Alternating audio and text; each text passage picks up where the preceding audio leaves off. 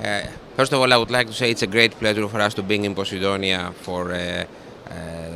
since 2000. We have a booth at Posidonia and we always participate in all the events.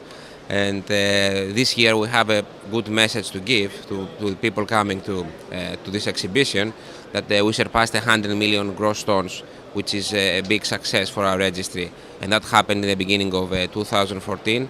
As a matter of fact, we have already 105 million tons of gross tonnage in the registry and more than 3,000 ships. So the main milestone for us the last few years was to surpass the 100 million tonnage. We still maintain an office of a network of 25 offices worldwide, and we look forward for further expansion and be in a position to responsibly manage the growth of our fleet.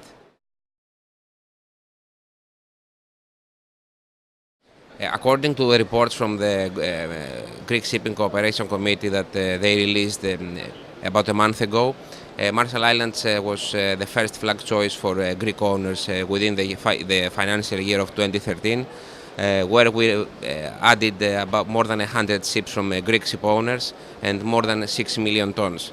Almost 40-45% of the ships and the tonnage that the Greek owners purchased within 2013 came to the Marshall Islands flag. So you understand this is a very important thing for the registry and creates a lot of responsibility for us in order to be able to provide the same level of service to our clients. I think one of the major challenges that we have as a registry is the regulatory environment. We have a very active team in the IMO, and as a matter of fact, we have also a Greek guy that participates from our office almost on a monthly basis to the IMO delegation. I think with all these new regulations, I think we have a burden as well from our side to be able to transfer the knowledge to ship owners. That's why we have a very active website. We have a very active technical team in Greece and on a worldwide basis.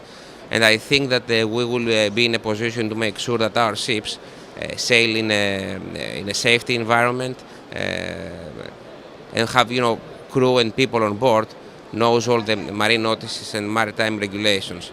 But generally speaking, again, I think the complex of regulations, the proliferation of regulations is one of the major challenges that all of us, flag states, ship owners, class societies, all the industry stakeholders, we have to take very seriously, and we have to make sure that not only new regulations are coming in, but as a flag state to make sure that companies and officers and seafarers on board implement and know the regulations.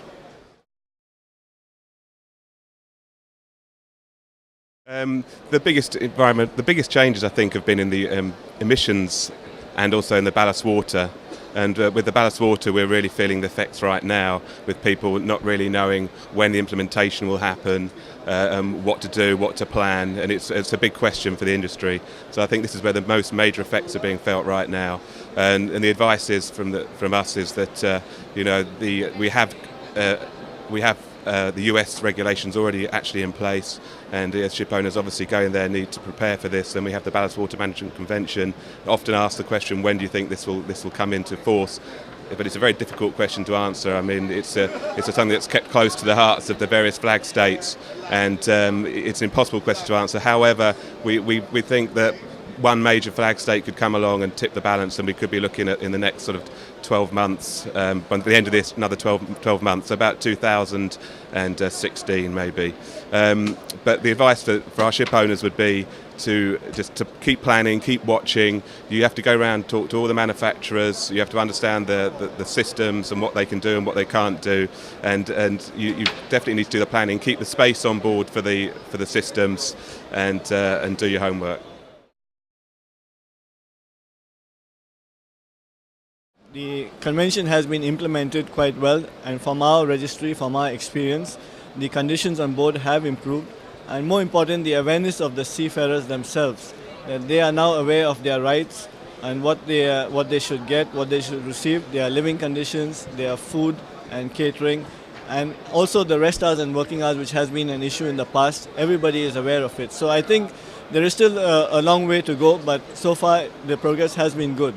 And we have also found the post-state controls are now picking up MLC deficiencies, bringing it to the attention of the masters. So the masters are more interested in not having these deficiencies, and they're taking more interest in their living and conditions and environment.